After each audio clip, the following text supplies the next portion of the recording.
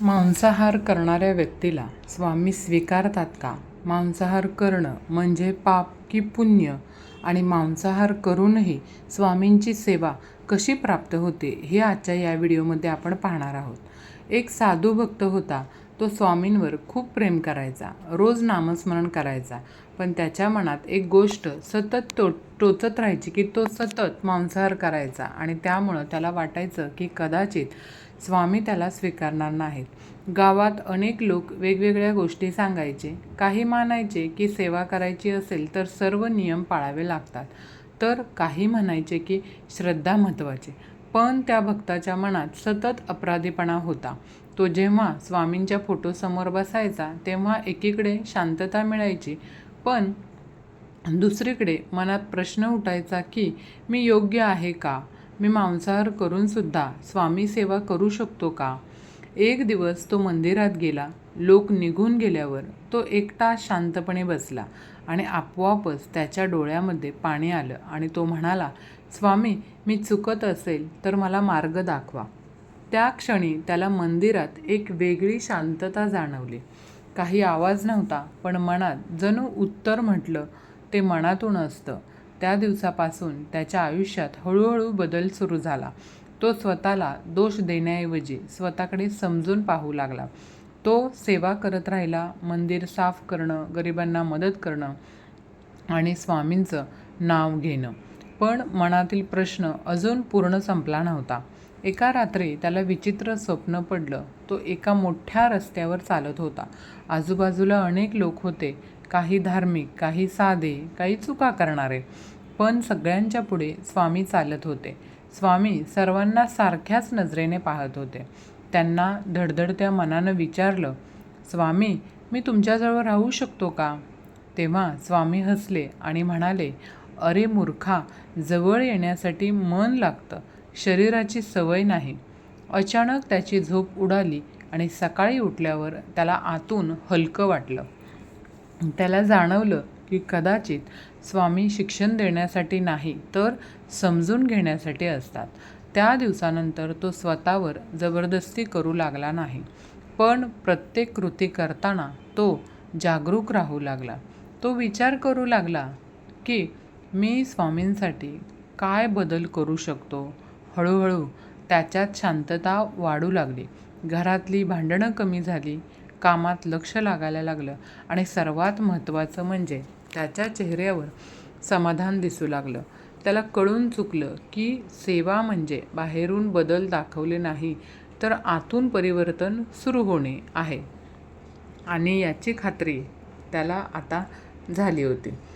स्वामींच्या त्या स्वप्नानंतर भक्ताचे मन जरी शांत झाले होते तरी आयुष्यातील परीक्षा थांबल्या नव्हत्या. काही दिवसांनी अचानक त्याच्या कामात मोठं नुकसान झालं. घरात पैशाची अडचण निर्माण झाली आणि ज्या लोकांना तो आपले समजायचा तेही त्याच्यापासून दूर जाऊ लागले. प्रत्येक दिवस अगदी तणावाने भरलेला होता.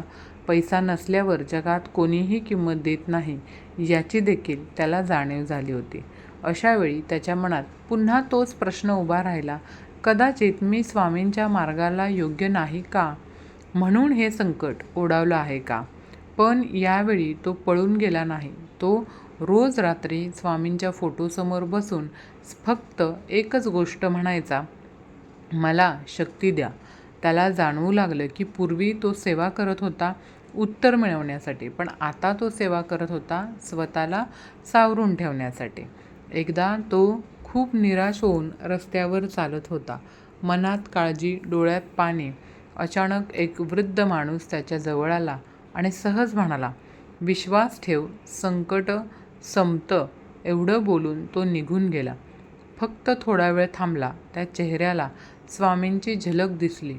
घरी आल्यावर तसं मन विचित्र शांत झालं. त्या रात्री त्याला पुन्हा स्वप्न पडलं. स्वामी एका नदीकिनारी बसले होते. भक्ताने विचारलं, स्वामी, माझ्या आयुष्यात एवढ्या अडचणी का?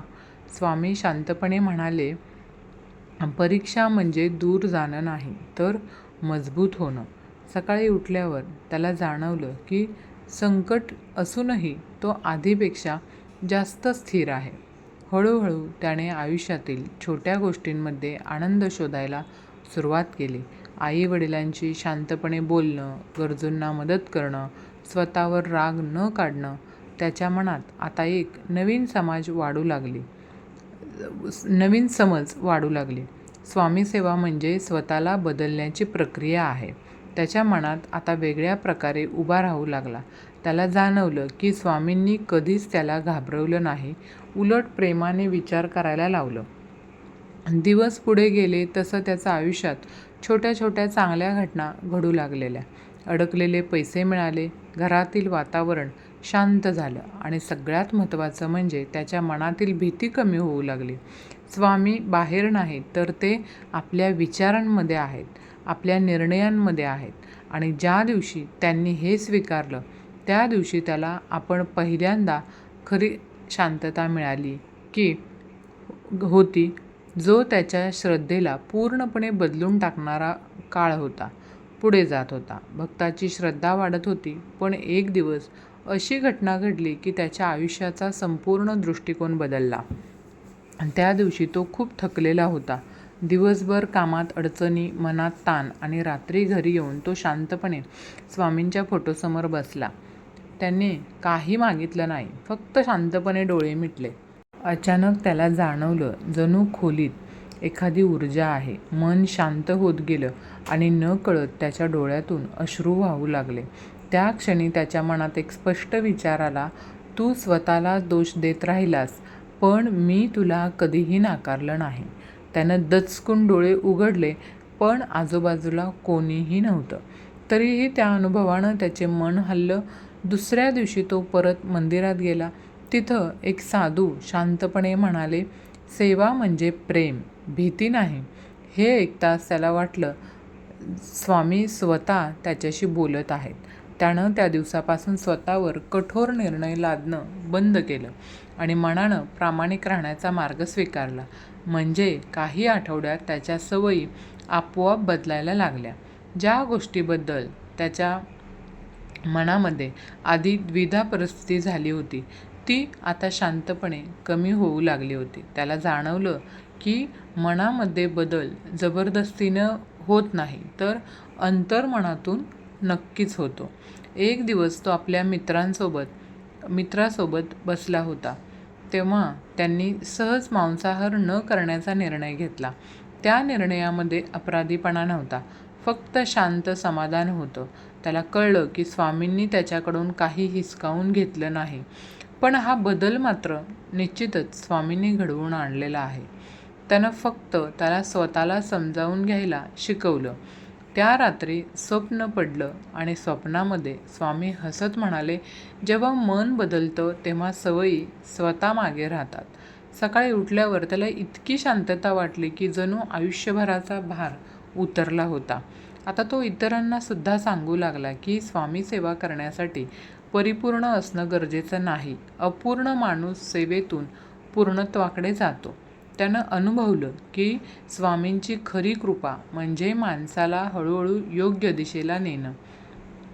त्या दिवसानंतर त्याच्या आयुष्यातील प्रत्येक अडचण त्याला घाबरत नव्हती, कारण त्याला खात्री होती की स्वामी त्याच्यासोबत आहेत आणि त्याच्या मनात आता एकच भावना उरली होती, ती म्हणजे फक्त आणि फक्त कृतज्ञता.